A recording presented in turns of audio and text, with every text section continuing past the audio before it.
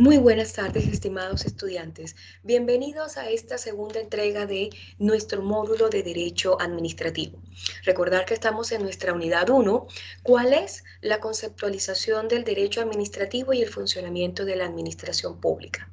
En nuestra segunda entrega abordaremos el concepto de potestades públicas, qué se entiende por potestades públicas y los principios generales de la administración del Estado. Igualmente recordar que en la sesión anterior veíamos u observábamos qué se entendía por derecho administrativo y cuáles eran las características del derecho administrativo. Para ello, permítanme compartirles su texto guía para que tengamos claridad sobre ello como tal.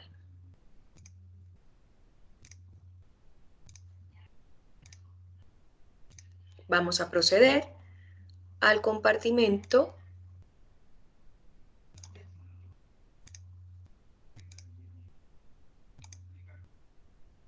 Ahí lo tenemos. Y ya hemos compartido nuestro texto guía, que es el que hemos utilizado para el desarrollo y seguiremos utilizando para el desarrollo de nuestro módulo como tal. Si seguimos las indicaciones del mismo, observaremos que estamos en el tema 2, las potestades públicas. Y las potestades públicas no son más que las prerrogativas, las facultades que tiene la administración del Estado a través de sus órganos para poder desempeñar las funciones que les han sido asignadas por la Carta Política, particularmente en el artículo 38, y por la ley, en este caso la Ley Orgánica Constitucional, la Ley 18.575, que es la que nos relata las bases generales de la administración del Estado en su artículo primero. Pero veamos u observemos cuáles son esas potestades públicas. Y esas potestades públicas son aquellas tales como la potestad imperativa, es decir, la potestad impositiva, que faculta a la administración para impartir órdenes obligatorias para todos los habitantes, para todo o una parte de los habitantes de la nación. La potestad imperativa es aquella que tiene el Poder Ejecutivo en cabeza de su presidente, es aquella que también tiene cada una de las seremías y cada una de las gobernaciones y cada una de las municipalidades, puesto que las órdenes que ellas emiten tienen el carácter de obligatoria. Sigamos. La potestad reglamentaria es aquella que faculta a la administración pública para dictar normas generales, obligatorias y permanentes. Lo conversábamos en una sesión anterior cuando exponíamos un ejemplo. Una norma general es como el decreto del toque de queda. Es bajo una situación de emergencia, bajo una situación frente a los estados de conmoción interior o exterior, el presidente de la República, en virtud de lo que le otorga las funciones, las facultades, la Carta Política, puede dictar estas normas, ya sea generales, también de carácter excepcional, pero que son obligatorias. Ahora bien, estos decretos o estas regulaciones no tienen el carácter de permanente, pero sí son normas de carácter obligatorio. Profesora, un ejemplo más para que fuera una norma general, obligatoria y permanente. Lo que se ha hecho con el decreto promulgatorio frente al retiro del 10% de las administradoras de fondos de pensiones. Es una norma que una vez el presidente de la República otorgue su decreto promulgatorio, esta ley tendrá efectos para todas las personas residentes en el territorio nacional y, por supuesto, esperemos que tenga efectos permanentes. Espero que el ejemplo les haya servido de mucha claridad. La potestad sancionadora es aquella que faculta a la administración para imponer castigos o sanciones como tal. Son dos en este caso. La potestad disciplinaria que permite aplicar a la administración medidas disciplinarias a los funcionarios públicos. El artículo 15 de nuestra ley 18.575, que es la ley orgánica constitucional de las bases generales de la administración del Estado, indica que los funcionarios que trabajan con el Estado, con la nación, tienen que cumplir unas ciertas actuaciones que estén enmarcadas en la transparencia y en la probidad, es decir, en la buena fe, en la transparencia de sus actos. Si ellos llegan a incurrir en algún tipo de acción indecorosa e indisciplinada y que vaya en contra del servicio de la administración pública, se le aplicará una medida de carácter disciplinaria, cuál es la de mayor rigor, que suele ser la de la destitución del cargo. Previamente se le hace un sumario a donde se indaga o se averigua sobre la responsabilidad administrativa de ese funcionario como tal.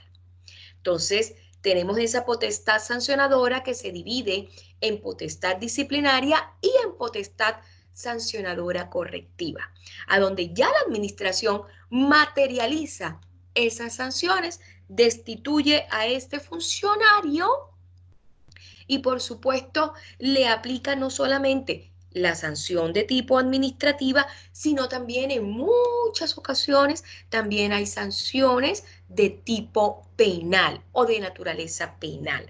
¿Cómo así, profesora? Recuerden que los funcionarios públicos tienen esta duplicidad de funciones, es decir, tienen esta función de carácter administrativa, pero que también sus actos en calidad de particulares, como son, que ellos en esencia son personas individualmente consideradas, puede trascender las fronteras de esta responsabilidad administrativa. Es decir, no solamente se les hace un sumario dentro del aspecto administrativo, sino que también se puede denunciar la conducta ante los juzgados penales pertinentes o ante la autoridad penal pertinente o correspondiente. En ese caso, se aplica la potestad sancionatoria correctiva. ¿Por qué correctiva? Porque se busca que, por supuesto, a través de esa sanción ejemplar, se pueda corregir o subsanar con el transcurrir del tiempo, por supuesto, aquella conducta que lesionó los intereses de la nación como tal. La cuarta potestad es la potestad ejecutiva. Consiste en hacer ejecutar las decisiones adoptadas por la administración, aún con el auxilio de la fuerza pública. Estimados estudiantes, ¿qué ejemplo se les viene a la mente, a la cabeza? El toque de queda. El presidente de la República, por vía de excepcionalidad, puede decretar los toques de queda para salvaguardar la integridad y seguridad de la nación, aún con ayuda de la fuerza pública. La potestad administrativa jurisdiccional o de justicia es aquella en que la administración está facultada para hacer declaraciones de derecho. Nos explicamos aún mejor en el caso del registro civil, cuando se declara que esta persona no posee antecedentes judiciales. Es una potestad de carácter administrativo, pero que también están incorporados aspectos de carácter judicial, a donde el registro civil certifica que esa persona no reposa en ella ninguna investigación de carácter penal por alguna conducta delictual o por algún delito como tal. Sigamos, por favor. Tenemos nuestra contrapeso a las potestades públicas, o mejor aún, yo prefiero llamarlo los principios en los cuales se sustenta las potestades, las 5 potestades anteriores expuestas. Entonces,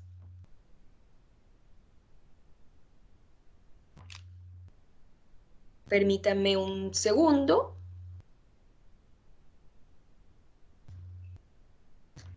Ahora sí, tenemos el principio de legalidad. Y el principio de legalidad es un principio fundamental. ¿Por qué, profesora? Porque conforme al cual conforme a él, todo ejercicio de un poder público debe realizarse acorde a la ley vigente y su jurisdicción, no a la voluntad de las personas. Cuando yo les hablo de jurisdicción, estoy hablando de la justicia chilena como tal. Por lo tanto, son materias basadas al reglamento y a la normativa que es derivada del poder ejecutivo como tal. Tendremos a posteriori, también incorporaré algunos links que van a complementar el principio de legalidad. Se considera, y esto para ser un poco más clara, porque es un principio sumamente importante, se considera que el principio de legalidad se fundamenta en la seguridad jurídica. ¿Por qué, profesora? Porque requiere que las actuaciones de los poderes públicos, ejecutivo, legislativo y judicial, estén sometidos a ese principio de legalidad.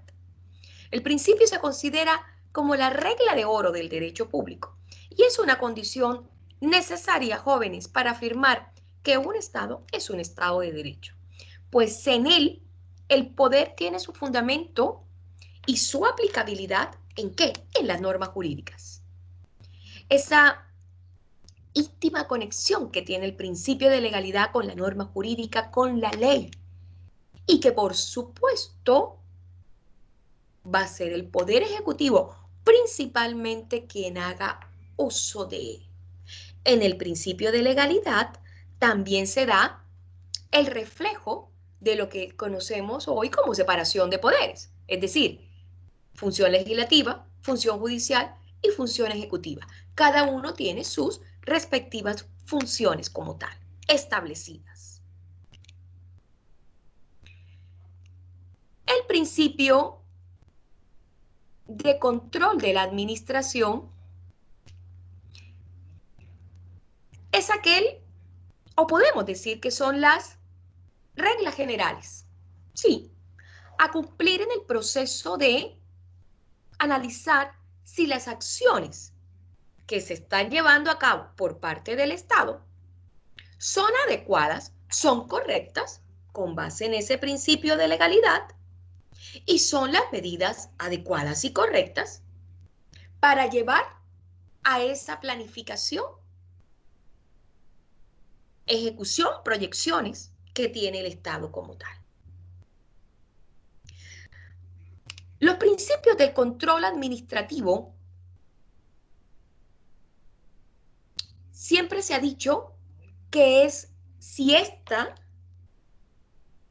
es fundamental y es la regla de oro para que las normas jurídicas sean válidas como tal, encuentren su fundamento, el principio del control del Estado busca una palabra muy clave, busca el equilibrio dentro de todos los mecanismos, dentro de las delegaciones que hace el Estado a través de sus ministerios, a través de sus intendencias, a través de sus seremías, a través de sus gobernaciones, a través de sus alcaldías.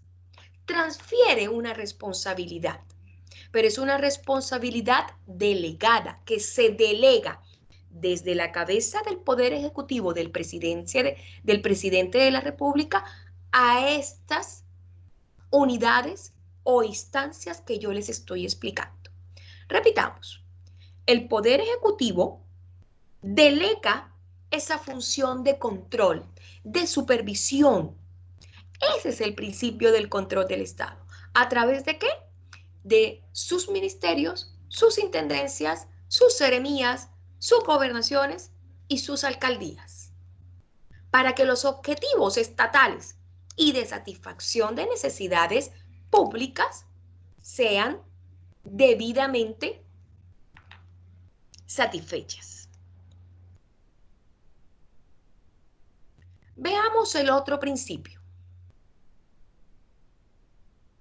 La responsabilidad extracontractual del Estado.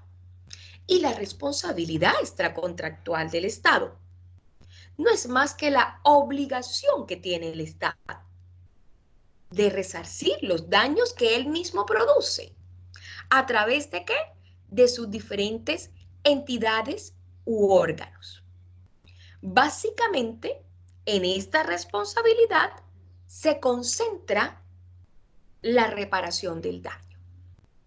Y eso lo vemos justamente cuando los accidentes de tránsito es un ejemplo de una responsabilidad extracontractual como tal. ¿Por qué razón? Porque supongamos un ejemplo. Vamos a colocar un ejemplo para que a ustedes les quede muy claro. La responsabilidad extracontractual del Estado es la responsabilidad que emana de las actuaciones del Estado como tal. Y cuando yo les digo que un accidente de tránsito es porque no hay un contrato, no existe una regulación contractual, pero existe una responsabilidad.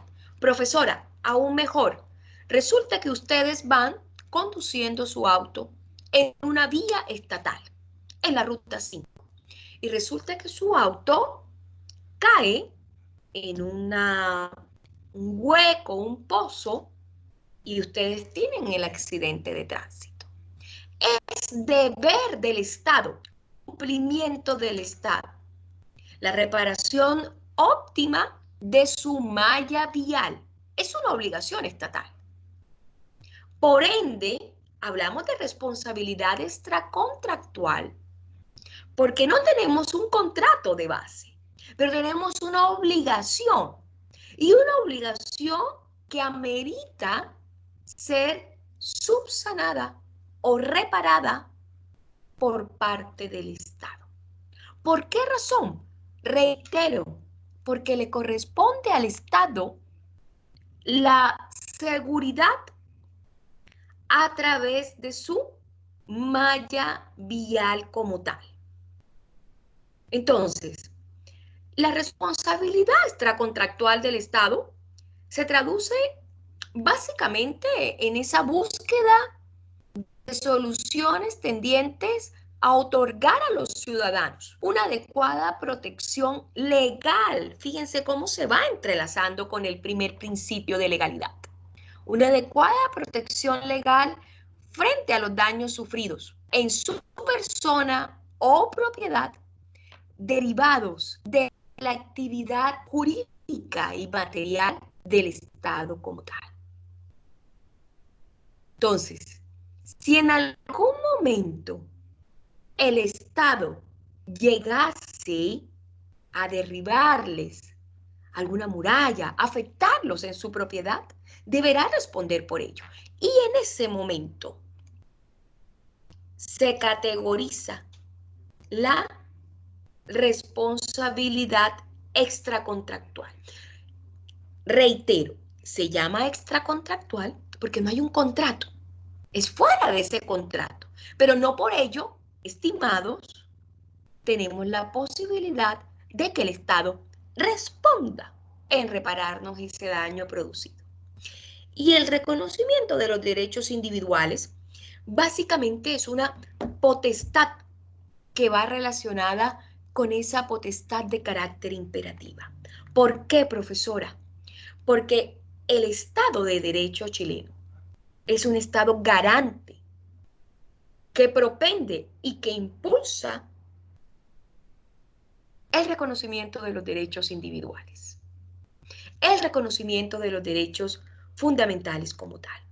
Para ello, permitámonos utilizar nuestro texto guía y veamos este mapa conceptual. ¿Cuáles son las potestades públicas? Reiteramos, potestad imperativa, potestad ejecutiva, potestad sancionatoria, potestad reglamentaria y potestad administrativa jurisdiccional. Volvamos nuevamente. En la primera, imperativa, obligatoriedad. El presidente de la República puede dictar normas que sean obligatorias para todo el territorio nacional. Reglamentaria, el presidente de la República puede decretar, dictar decretos con fuerza de ley, que sean de carácter provisorio o de carácter permanente. La potestad sancionatoria, los funcionarios públicos están inmersos en una duplicidad de funciones. Una potestad administrativa y una potestad penal. La potestad ejecutiva es que las decisiones adoptadas por el Estado deben cumplirse aún con el ejercicio de la fuerza pública.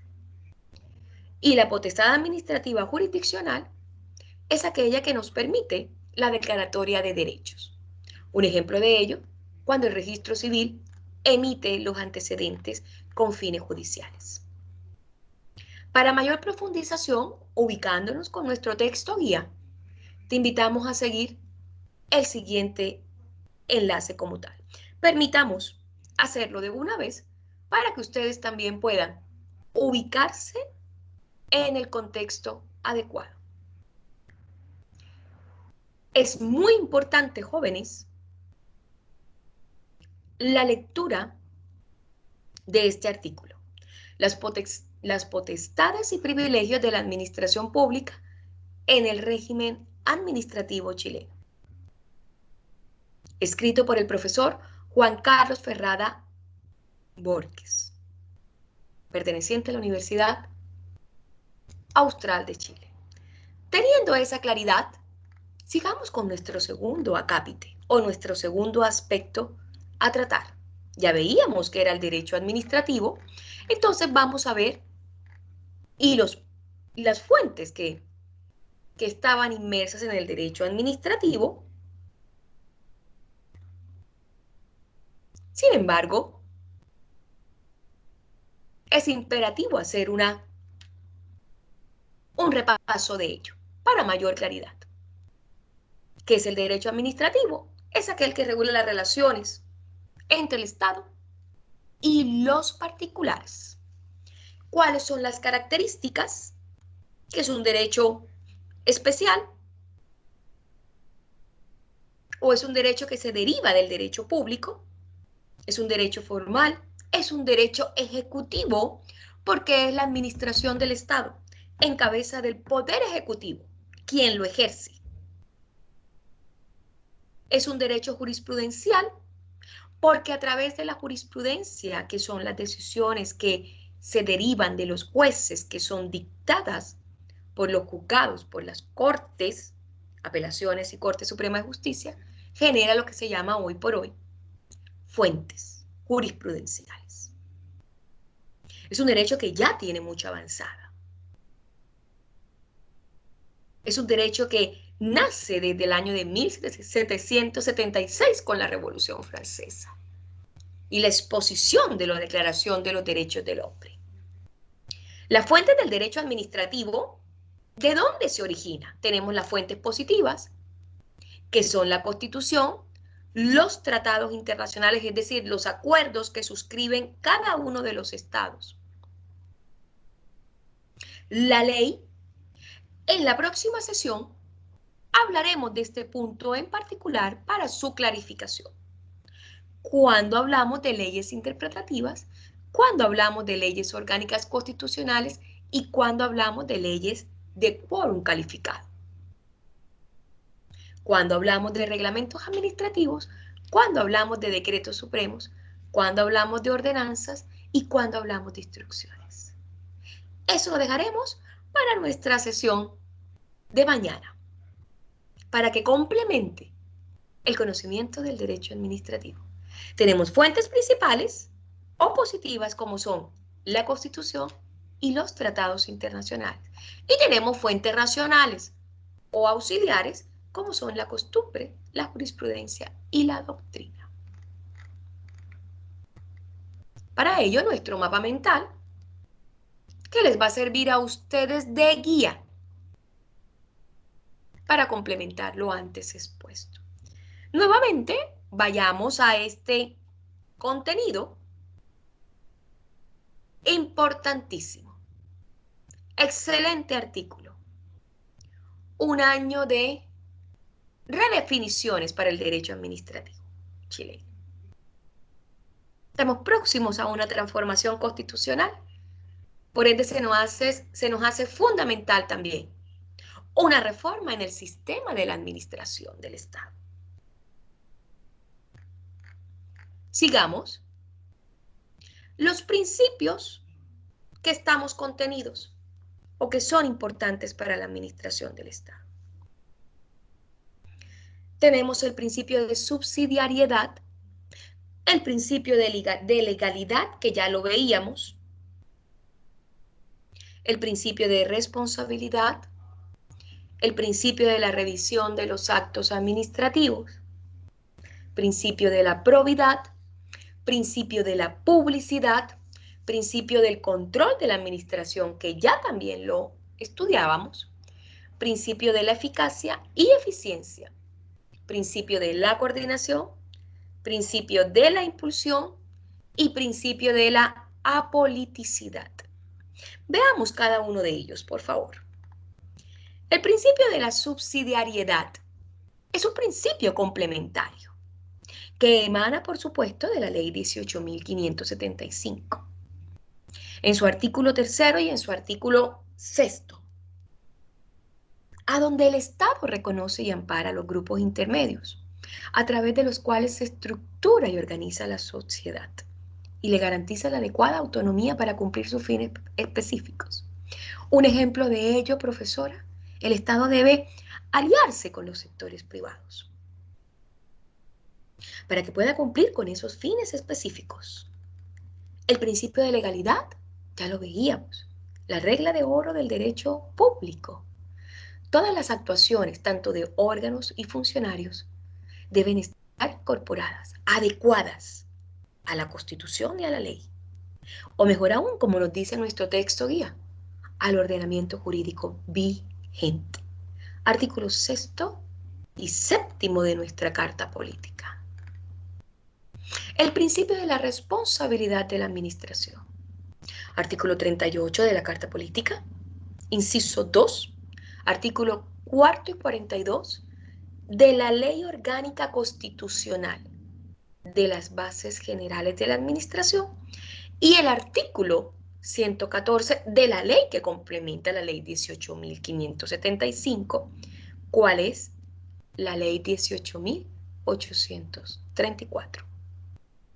La responsabilidad consiste en la obligación que tiene cada persona individualmente considerada para que responda por aquellos actos ilícitos que cometiere. ¿Recuerdan cuando yo les decía que el Estado tenía una potestad sancionadora y que no solamente era una potestad de carácter administrativo, sino también penal? Los funcionarios públicos responden por esta duplicidad de función, por el aspecto administrativo, en esa infracción de deberes y obligaciones, pero también responden por vía penal. Y aún más, como bien lo indica su guía, una responsabilidad civil, penal y administrativa. Importante que ustedes lean su texto guía. Está muy bien explicado. Y lo que hacemos hoy por hoy es un complemento de la información. El principio de la revisión de los actos de la administración. Así como el Estado y la administración de ella tiene esa potestad imperativa e imperativa de imperio, es decir, la facultad de dictar órdenes, resoluciones, decretos, también pueden equivocarse, mejor aún. Ustedes pueden pedir la revisión cuando sientan que un acto de la administración es arbitrario a sus derechos como tal. Y es cuando uno aplica este principio. El principio de la revisión de los actos administrativos. El principio de probidad administrativa, fundamental. Principio de la transparencia, una conducta funcionaria intachable. Un desempeño honesto y leal en el desarrollo de sus funciones. El principio de control para cumplir los fines del Estado, hay que tener un control jerárquico, pero también un control que esté avalado o de la mano de la eficiencia y de la idoneidad de las herramientas para dar alcance al cumplimiento de la función pública.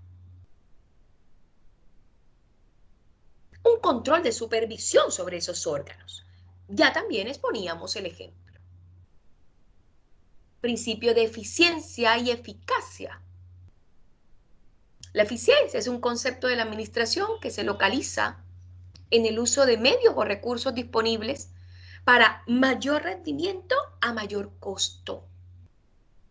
Y la eficacia se subraya en que una vez cumplido ese fin, verdaderamente la administración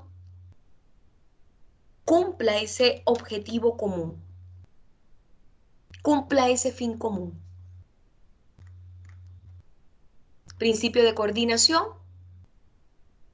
va muy de la mano con el principio de subsidiariedad y en esa alianza con el sector privado.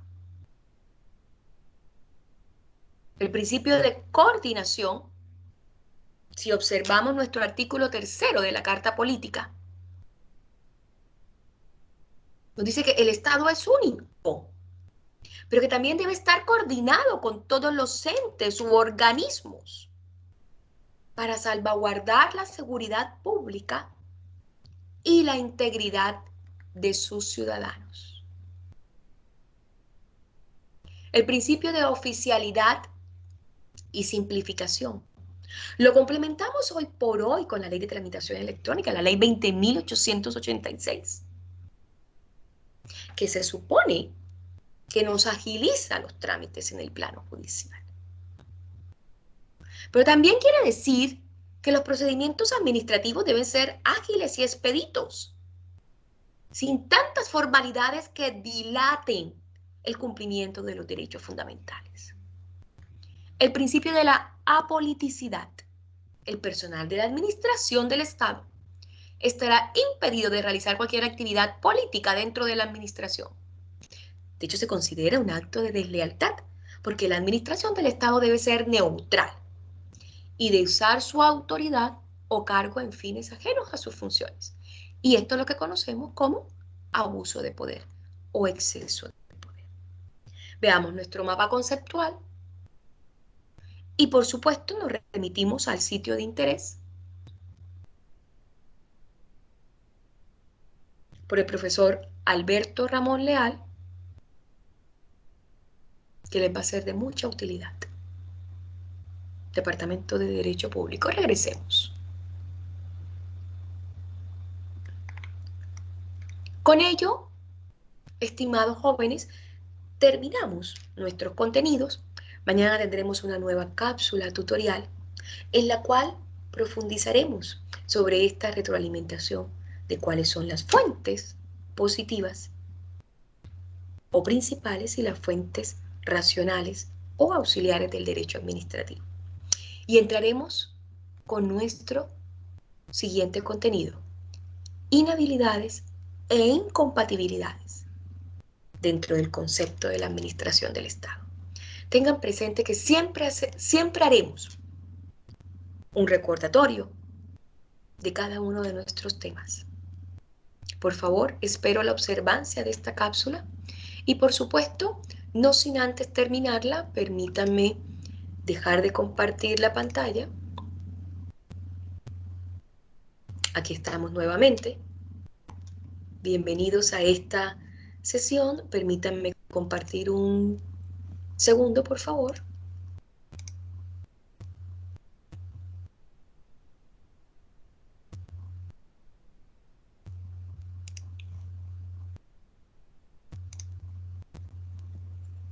Vamos a ver si podemos compartir nuevamente pantalla.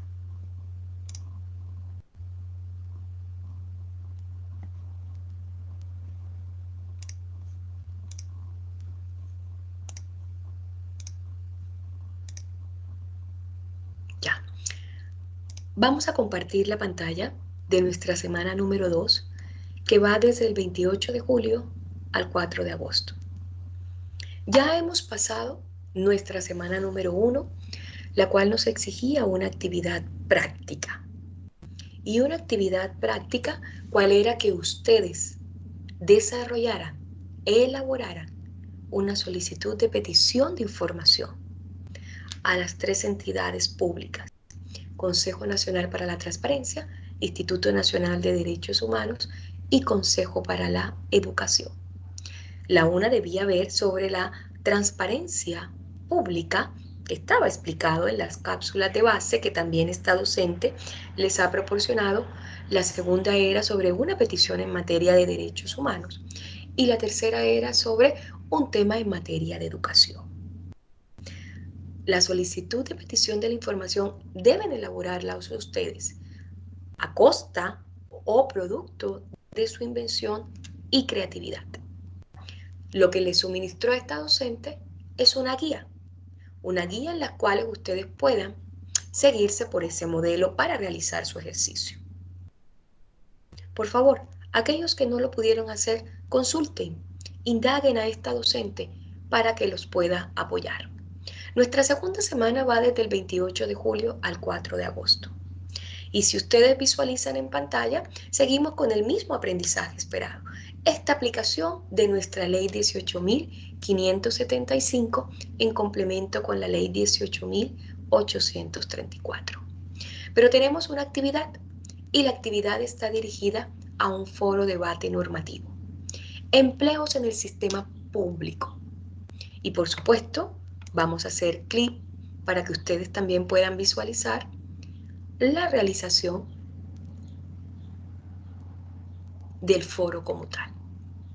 Ya tenemos algunas respuestas. Por supuesto, serán leídas por esta docente. Excelente, muy bien. Pero también ese foro está basado en un interrogante. ¿Y cuál es el interrogante, profesora? Aquí lo estamos observando.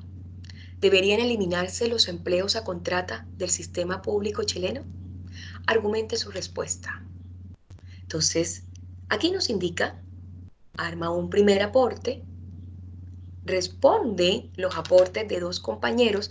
Esto significa interacción y retroalimentación, jóvenes.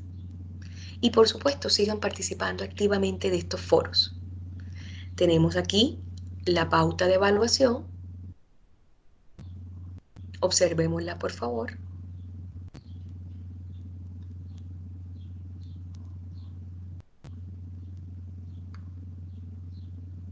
Cuál es llamada foro de discusión y que va, por supuesto, a encaminar esos procesos de retroalimentación y mejora, en el caso de ustedes, dentro del conocimiento de este módulo como tal.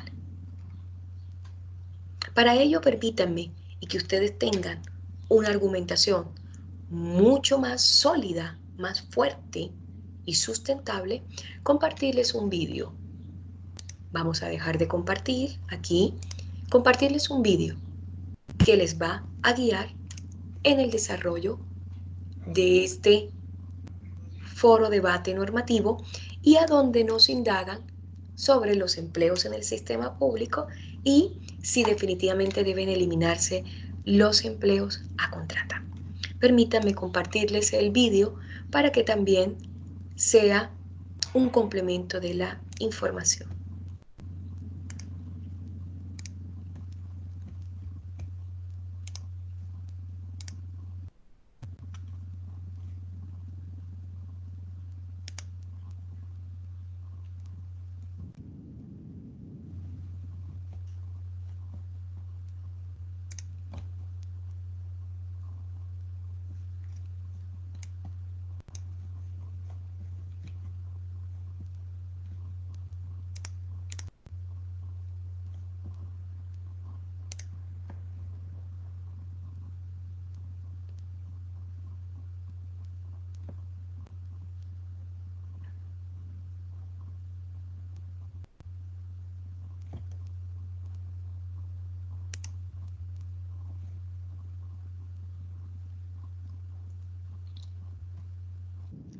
Hola, continuando con el curso, veremos el punto 1.4 referido al personal de planta, contrata, código del trabajo y a honorarios con las correspondientes remuneraciones.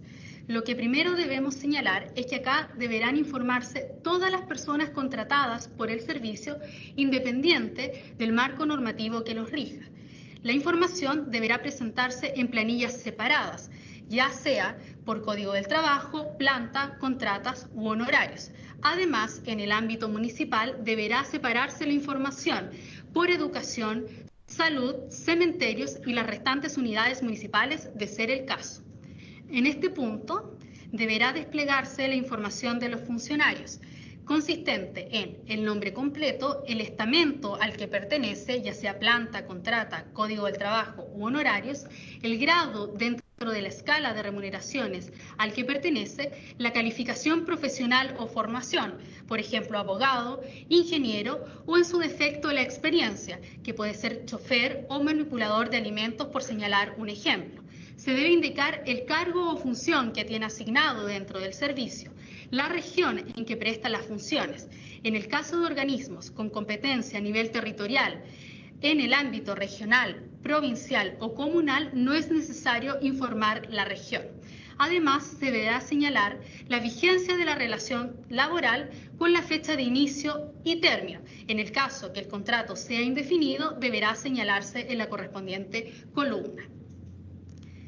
Luego vamos a ver algunos puntos que son importantes destacar dentro de la información que debe consignarse en la planilla.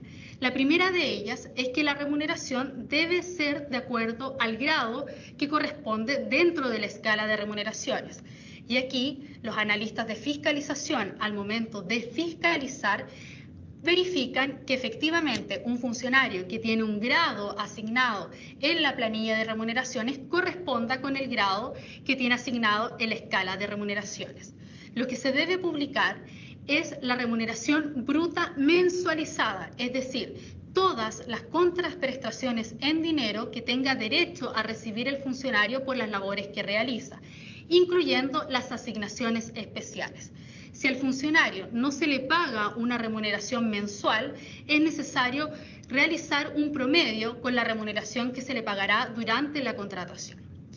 Respecto de las asignaciones especiales, debemos indicar que deberán publicarse todas las asignaciones especiales que tenga derecho a percibir el funcionario.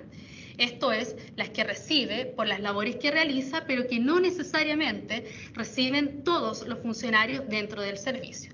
Un ejemplo de ellos son los bienios, las asignaciones de antigüedad o funciones críticas.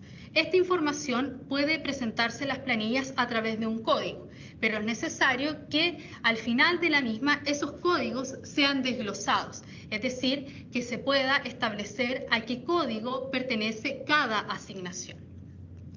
En el caso de las horas extraordinarias, será obligación publicarla cuando tengan las características de ser habituales y permanentes. Se cumplirá estas condiciones cuando un funcionario preste horas extraordinarias en 4 meses o más de forma consecutiva en el mismo año calendario. Estas características son copulativas, por lo tanto, es necesario que se den las 3 a la vez. Por ejemplo, si un funcionario presta horas extraordinarias en noviembre y diciembre del año 2014 y luego en enero y febrero del año 2015, tenemos que efectivamente son 4 meses de forma consecutiva, pero no se presentan en el mismo año calendario. Por tanto, no es obligación publicarlo en Transparencia Activa. De darse estas 3 condiciones de forma copulativa, surge la obligación de publicar en Transparencia Activa y es necesario hacer la publicación en el mes en que se percibió las horas extraordinarias. Es por ello que deben modificarse los meses anteriores. Como buena práctica, el Consejo recomienda que se publiquen las horas extraordinarias aun cuando no tengan las características de ser habituales y permanentes. Por último, respecto de las horas extraordinarias, si el funcionario no las percibe, deberá señalarse expresamente en la planilla esta circunstancia. Respecto de las buenas prácticas relativas a este punto, el Consejo para la Transparencia ha definido las siguientes. Se puede publicar información adicional referida al funcionario como su remuneración líquida, ya sea en la misma planilla o en un link adicional. También se ha definido como buena práctica que se publique información sobre autoridades que no tienen la calidad de funcionarios públicos. Por ejemplo, el Consejo para la Transparencia publica información sobre sus consejeros, como la fecha de ingreso a sus cargos, la fecha de término, su remuneración líquida y su remuneración bruta, entre otros. También se considera una buena práctica la publicación de las declaraciones de patrimonio e intereses de los funcionarios que estén obligados a presentarlas. En este punto, es importante recalcar que se debe tarjar el RUT y el domicilio del declarante. También es una buena práctica la publicación de los viáticos que tiene derecho a percibir un funcionario por las comisiones de servicio o cometidos funcionarios que realiza.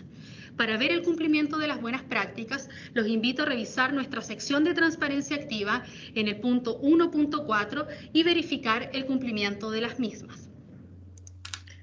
Bueno, jóvenes, este era un vídeo muy complementario que les exponía a ustedes cómo era el manejo de las remuneraciones frente a los trabajadores a contrata, frente a honorarios y frente a aquellos que tienen una vinculación de carácter indefinido o bajo la denominación de contrato laboral permanente. Entonces, ahora veamos, y esto ya sí para el cierre de nuestra cápsula del día de hoy, cuál fue, reitero, las potestades de la administración del Estado o potestades públicas y los principios en los cuales se fundamenta la administración del Estado. Este cierre está dirigido para que ustedes también tengan los conocimientos y la argumentación sólida y suficiente para que puedan dar respuesta a su foro debate o foro de discusión. Para ello, nuevamente, permítanme compartir pantalla.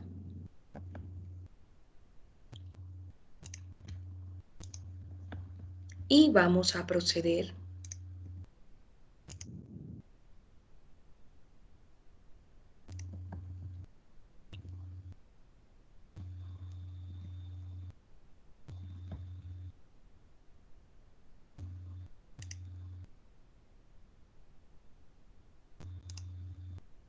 ya. Vamos a ver. Esperemos que nos... Aquí estamos.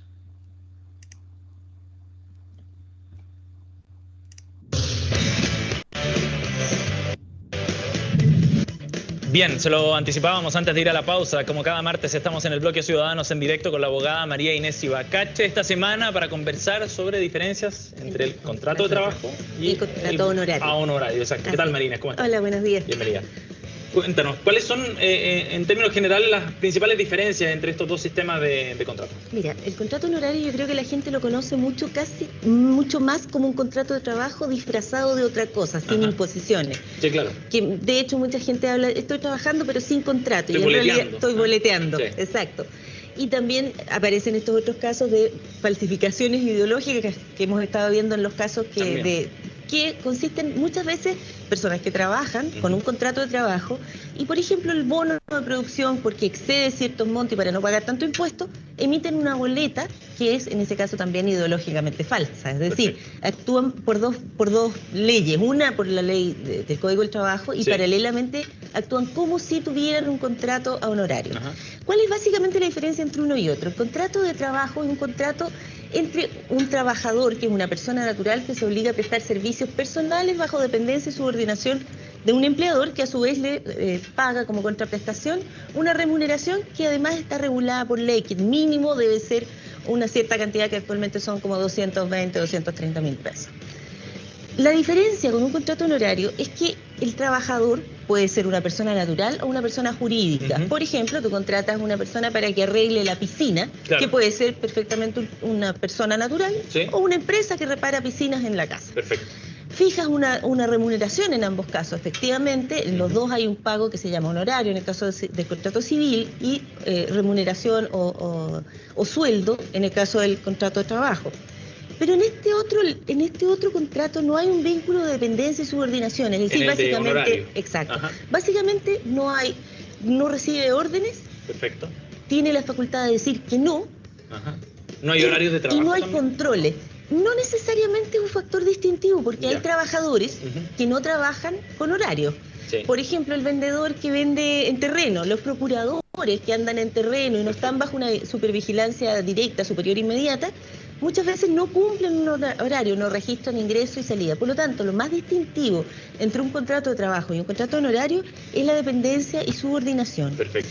Por lo tanto, hay muchos casos en que son trabajadores y que el contrato dice ser honorario, pero son trabajadores, cumplen, llegan a una cierta hora, se van a otra hora, reportan cada una de sus acciones, reciben instrucciones de cómo hacer su trabajo. ¿Y de qué depende que uno elija uno u otro sistema? Eso es nada más que el acuerdo entre las partes. Más que el acuerdo es la naturaleza de la función. Perfecto. Si hay dependencia y subordinación, aunque tú lo llames contrato honorario, sigue siendo un contrato de trabajo. Perfecto. Y por lo tanto, el trabajador puede reclamar a la Inspección del Trabajo y decir que está trabajando como un contrato laboral, pero que no se le están pagando imposiciones, no se ha escriturado su contrato. Porque el contrato de trabajo, como lo hemos dicho en otras ocasiones, es un contrato consensual, es decir, basta un acuerdo de voluntades para que el contrato se entienda perfeccionado. Y siguiendo ese punto, ¿en qué momento un trabajador podría reclamar ante la Inspección de Trabajo que no se le estén pagando sus imposiciones? ¿Eso depende de la naturaleza del contrato o de las características del trabajo? Yo he oído muchas veces, por ejemplo, 3 meses con 3 boletas iguales forma un contrato de trabajo. No es así. No. Eso es una especie de mito. Basta un día, 2 días o una semana trabajando bajo dependencia y subordinación para que exista un contrato de trabajo. No es necesario llegar a los 3 meses. No es necesario. Lo que pasa es que los 3 meses... Súper ocupado. Lo que pasa es que normalmente se usa 3 meses por un efecto probatorio. Es más fácil probar con 3 boletas o 4 boletas iguales. Es más fácil probar que existe un contrato de trabajo. Pero perfectamente puedes probar que trabajaste un solo mes como contrato laboral si cumplías un horario, tenías dependencia y subordinación, recibías instrucciones y tienes formas de probarlo que pueden ser testigos, documentos, por ejemplo, correos electrónicos en que te dicen cómo hacer tu trabajo. Perfecto. U otras formas. Ahora, en el caso desde el punto de vista impositivo, ¿cómo funciona cada uno de los sistemas? El contrato civil, el que hemos dicho que es un contrato honorario, no requiere pago de imposiciones. Piensa cuando vas a ver a un doctor, cuando vas a ver a un abogado, vas a ver a cualquier profesional o pides que un profesional atienda algún requerimiento, lo que hablábamos de la regla en la piscina, tú no pagas imposiciones, no, simplemente pides una boleta de prestación de servicio para efectos del pago de impuestos. De impuestos, claro. Pero no existe entre ambos un vínculo laboral, no genera vacaciones, no genera descanso, no genera feriados, no permite crear un sindicato en un grupo de trabajadores que no son trabajadores, sino que son empleados honorarios. Hay una cosa que también es un elemento re importante para que los trabajadores lo tengan en cuenta, y me refiero a trabajadores de todos los niveles, porque muchas veces en la misma Inspección del Trabajo pasa que los trabajadores se considera casi el empleado de planta de remuneraciones bajas. Claro. Pero los profesionales también son empleados, también y son trabajadores como cualquier otro. Y ese tipo de trabajadores de sectores medios hacia altos son los que están más expuestos muchas veces a trabajar a honorarios en forma periodos bastante largos, a veces encubriendo en realidad un contrato de trabajo. Es muy común, por ejemplo, en los abogados, que muy rara vez uno ha tenido contrato de trabajo, los abogados. ¿Qué hacer en ese caso? Una cosa, por ejemplo, una desventaja en materia de imposiciones, es que el contrato, cuando no está escriturado, no da origen al contrato, a la ley Bustos. La ley Bustos, lo que hemos visto en otras ocasiones, que es la nulidad del despido cuando existen imposiciones impagas. Es decir, un empleador no puede despedir a un trabajador cuando tiene imposiciones impagas, o si lo hace, tiene que seguir pagando el sueldo hasta que pague completamente las imposiciones. En el caso del contrato, cuando no está escriturado y tú lograste determinar que existió un contrato laboral a través de un juicio, en ese caso se ha entendido que la ley Bustos no aplica, porque las partes no estaban claras en la naturaleza jurídica del contrato. Y por ende no podía responder a las obligaciones que impone la ley Bustos. Así es. Por lo tanto, lo importante es prevenirlo y reclamar antes de que suceda un despido. Sí, claro, y dejar todo por escrito. Obviamente. Es lo mejor. María Inés, muchas gracias por haber venido. Un buen día. Igual. Chao.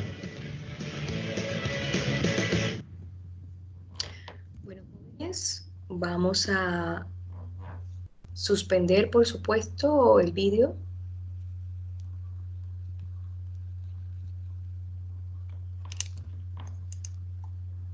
Permítanme. Y ahora sí.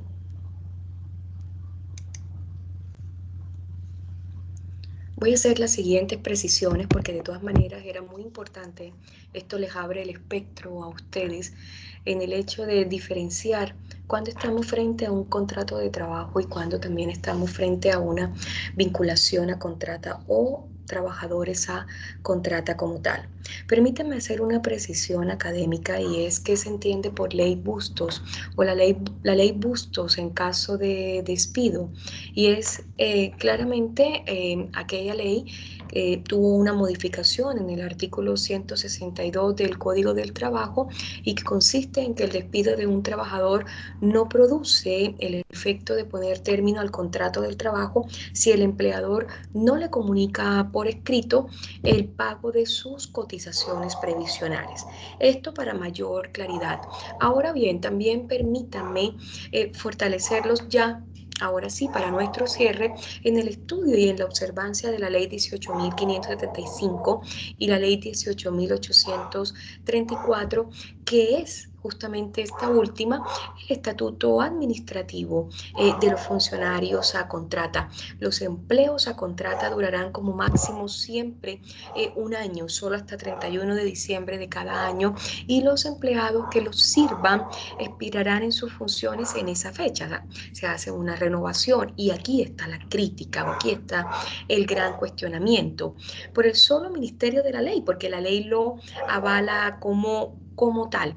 Entonces, claro, si nosotros nos vamos a un dictamen que se profiriese en el año de 1995, que fue el dictamen 21.676, y en la cual nos dice que los empleados a contrata son aquellos que desempeñan un empleo transitorio, no pertenecen a la organización estable del servicio. Y claramente aquí está el cuestionamiento.